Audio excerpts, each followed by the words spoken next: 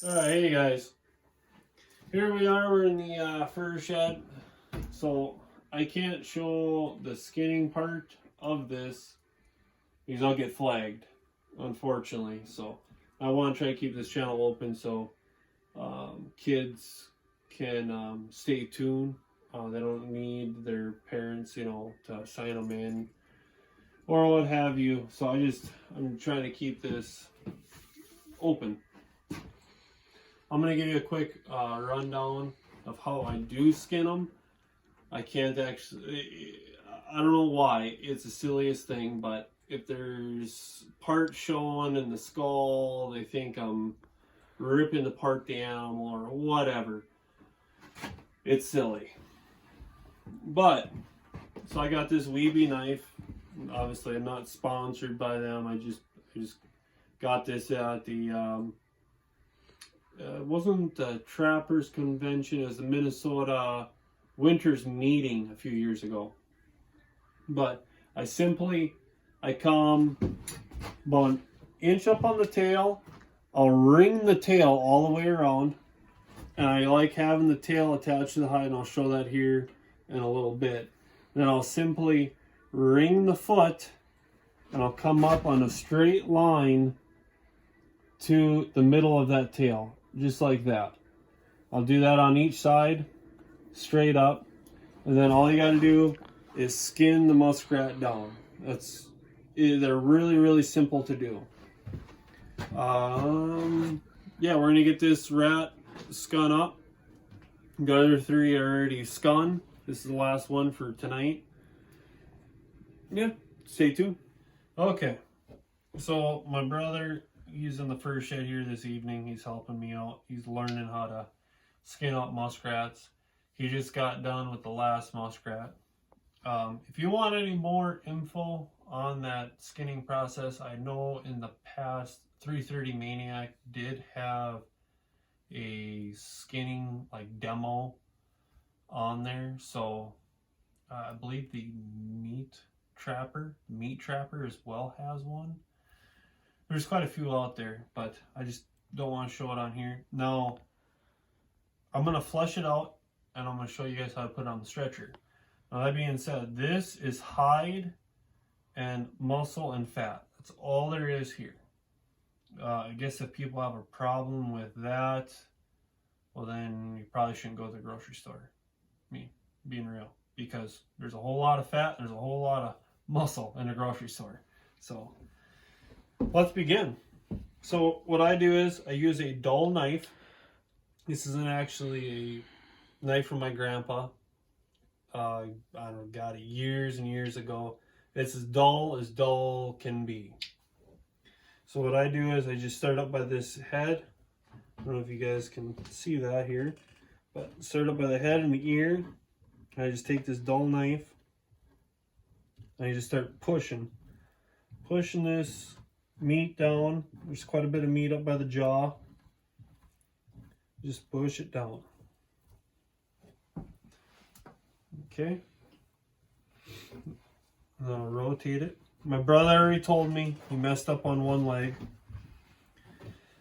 which is fine. He just accidentally ripped it as he was pulling the leg through. So it might be a damaged hide, but it's all part of the learning process. So just kind of push this stuff down. And I bring up the hide a little bit more.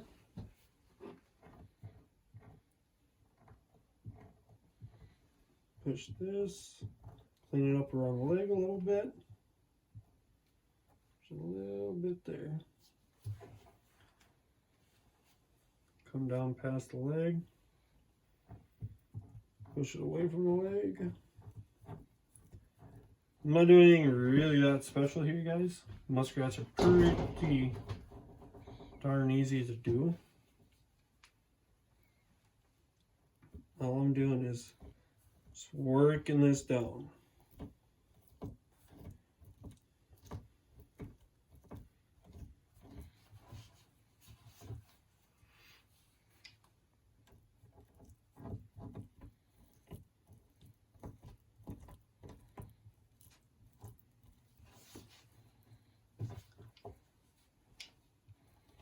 Just keep rotating your hide around.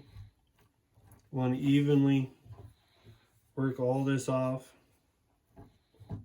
instead of, you know, working one side and then bringing up the hide. And you don't want to get the fat on the board until everything's ready to come off onto the board, because then as you're working your hide up and down, you're getting fat underneath and on the actual fur. It's not really a good thing. So you just kind of want to go around it.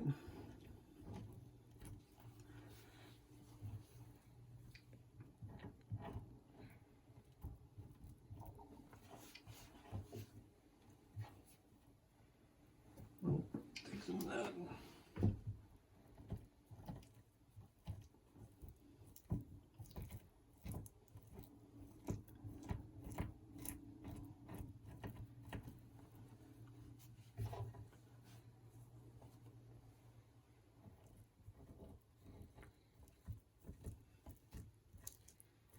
Now you notice I am leaving this red saddle on right here, this red membrane.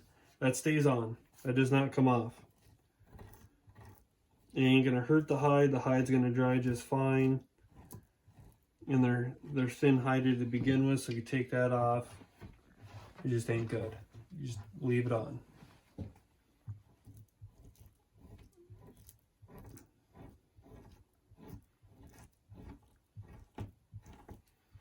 All I'm doing is just pushing her down. Now we can start pushing this stuff off the board.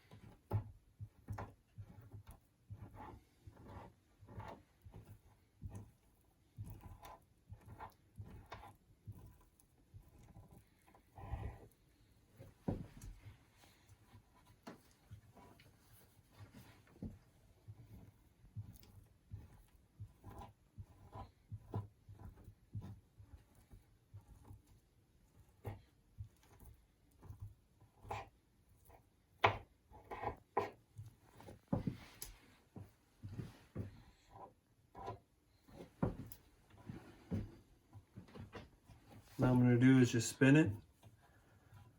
Okay, there is some I haven't gotten.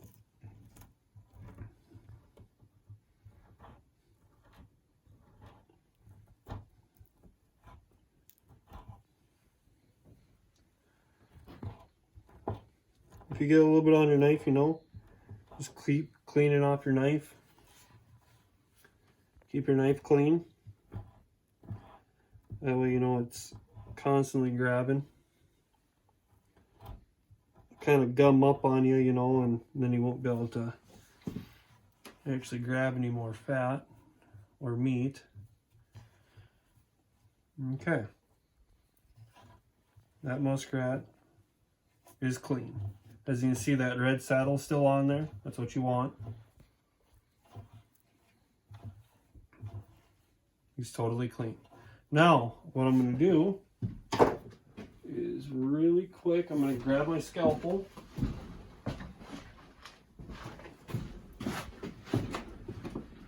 Now this tail, like I was saying before, left about 1 inch on here. You want to make a slit in it. Like that. And I'll show you why here in a second.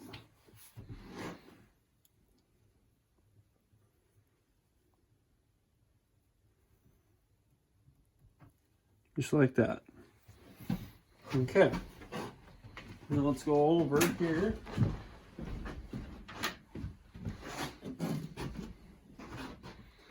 What you do here now is,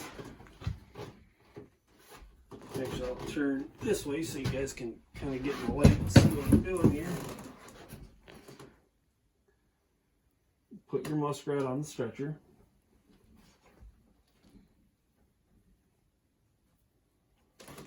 Kind of pinch it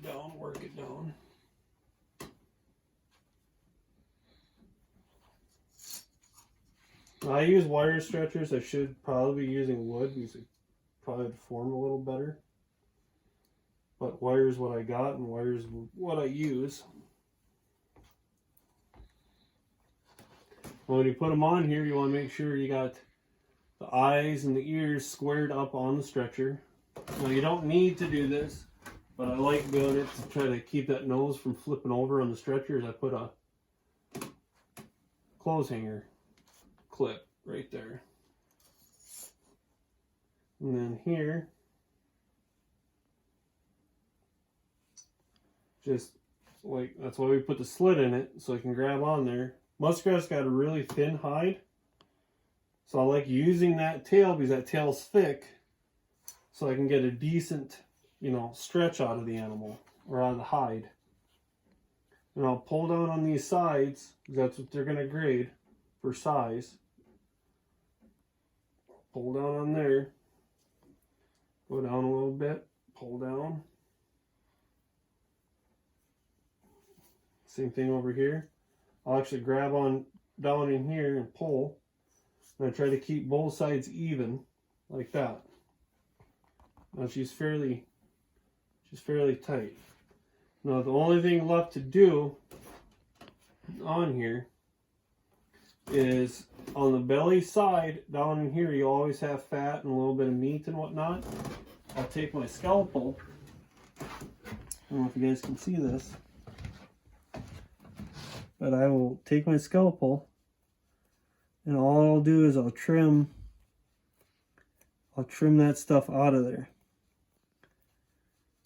It's easier to do it on the stretcher than it is on the fleshing beam, because it seems like when I do it anyways, that's when stuff starts tearing and whatnot, because the skin's really soft.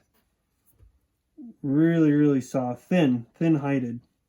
Thin-skinned. So it's better just to kind of trim it up a little bit, and that way it dries properly. And that's a done muskrat right there. And before you guys go, like I was talking about in Minnesota Muskrat Madness part number 1, is how these muskrats are getting to be really prime. If you look at these muskrats here, if you look especially at this one here now, see how white he's getting? It means he's getting really close to prime. They're not quite prime, but once that leather's completely white, it's a prime hide. And these are the best I'm going to be able to get here in Minnesota. So, yeah. Well, thank you guys for watching, and stay tuned. Like, subscribe, share.